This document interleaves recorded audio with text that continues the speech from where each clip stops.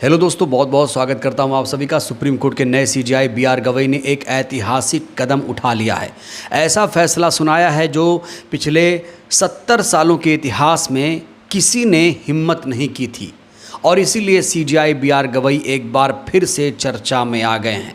पहली बार supreme court में आरक्षण की नीति लागू हुई है, यानी सुप्रीम कोर्ट में भी बहुजन समाज के लोग नौकरी कर पाएंगे। सुप्रीम कोर्ट में उनका काम करने का जो सपना है वो अब पूरा होने जा रहा है।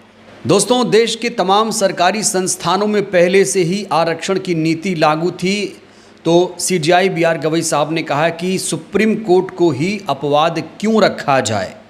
आप लोग जानते हैं कि सीजेआई बी.आर. गवई साहब पहले से ही संविधान और आरक्षण नीति के पक्ष में रहे हैं और वो लोग जो संविधान से चिढ़ते हैं, जाहिर तौर पर वो आरक्षण से भी उनको दिक्कत है।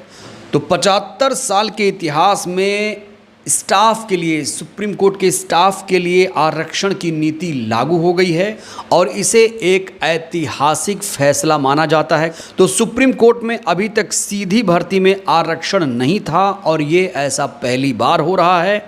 CJI B R. गवई ने इस फैसले को लागू करवाने में महत्वपूर्ण भूमिका निभाई है।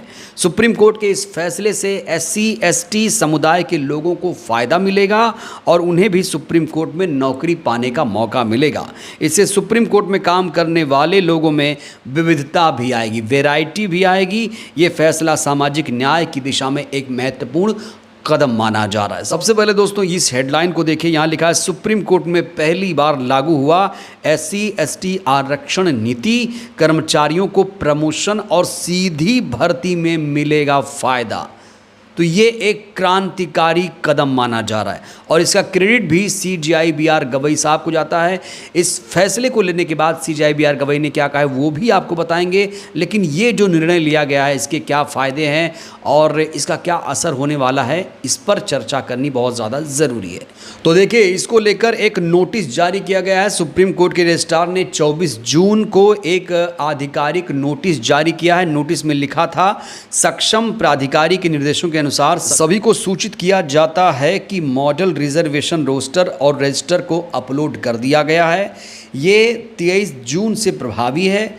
आगे ये भी सूचित किया जाता है कि अगर किसी कर्मचारी को रोस्टर या रजिस्टर में कोई गलती या कमी दिखती है तो वह रजिस्ट्रार यानी रिक्रूटमेंट को इसकी जानकारी दे सकते हैं। बड़ा सवाल यह है कि इस आदेश का क्या मतलब है।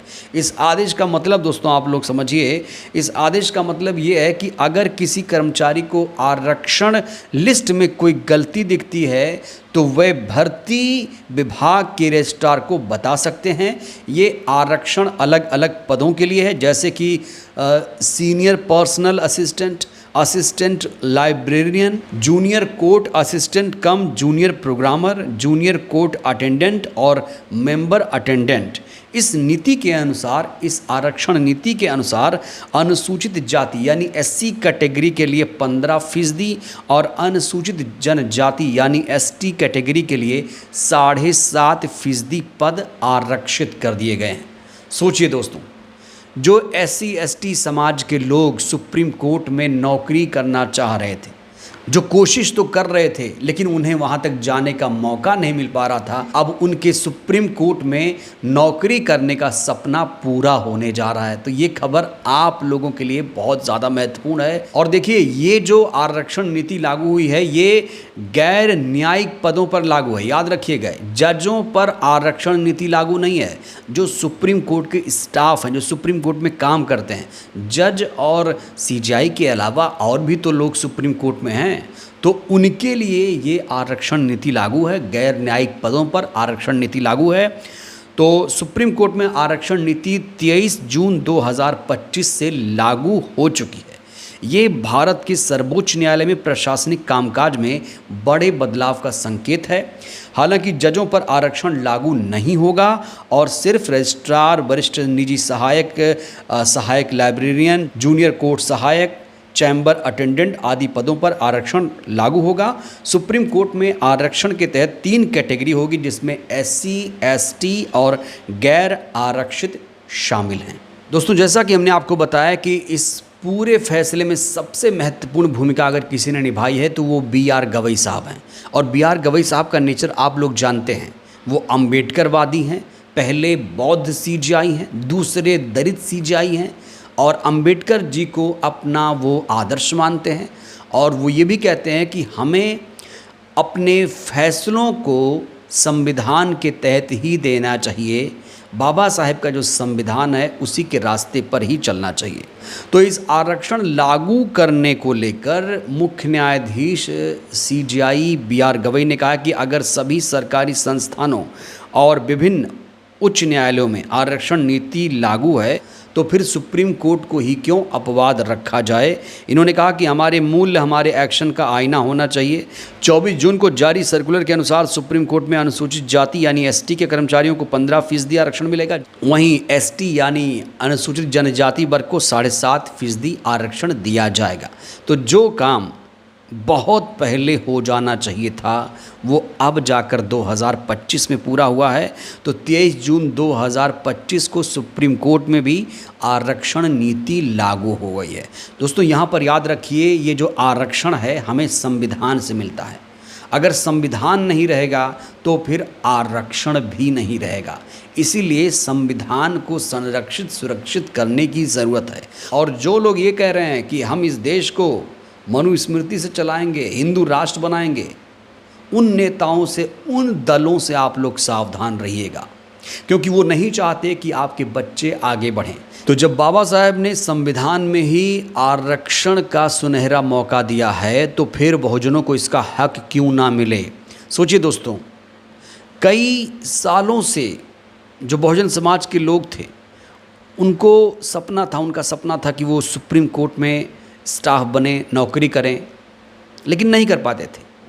लेकिन अब जाकर 2025 में उनका ये सपना पूरा होने जा रहा है और इसमें संविधान की सबसे बड़ी भूमिका है। और जो लोग संविधान को ख़त्म करने का सपना देख रहे हैं उनका सपना अधूरा रह जाएगा। संविधान को कोई ख़त्म नहीं कर पाएगा। ये संविधान है तो देश लोकतंत्रात्मक है, ये संविधान है तो आरक्षण है। और उन तमाम बहुजनों से मैं कह देना चाहता हूँ, जो नेता आपको बरगला रहा है, जो संविधान का अपमान लगातार कर रहा है, बाबा साहेब का अपमान कर रहा है, उन लोगों से आप लोग जल्दी से जल्दी दूरी बना लीजिए, नहीं तो आप लोग कांवड़ ढोते रह जाएंगे। आप कथावाचक तो नहीं बन पाएंगे लेकिन कांवड़ ज़रूर ढोएंगे, क्योंकि इन लोगों को बहुत अच्छा लगता है जब आपके बच्चे कांवड़ उठाते हैं, लेकिन जब आपके बच्चे कथावाचक बनने की कोशिश करते हैं तो उनकी चुटिया काट दी जाती है। जैसे देखा आपने इटावा कांड, आपने देखा होगा। यादव कथावाचक नहीं बन सकते, दलित कथावाचक नहीं बन सकते, कांवड़ ढो सकते हैं, इसको लेकर कोई दिक्कत नहीं है। तो अपने बच्चों को शिक्षा दीजिए। और बाबा साहेब ने भी कहा है कि शिक्षा शेरनी की वो दूध है, जो पिएगा वो दहाड़ेगा। शिक्षा हासिल करेंगे तभी सुप्रीम कोर्ट जैसे बड़े संस्थानों में नौकरी करने का सपना पूरा होगा। तो CGI B.R. गवई ने जिस तरीके से ये ऐतिहासिक निर्णय सुनाया है, ये फैसला आपको कैसे लगा? अगर आप इस फैसले से सहमत हैं तो #CGI गवई ज़रूर लिखिएगा। बहुत बहुत धन्यवाद।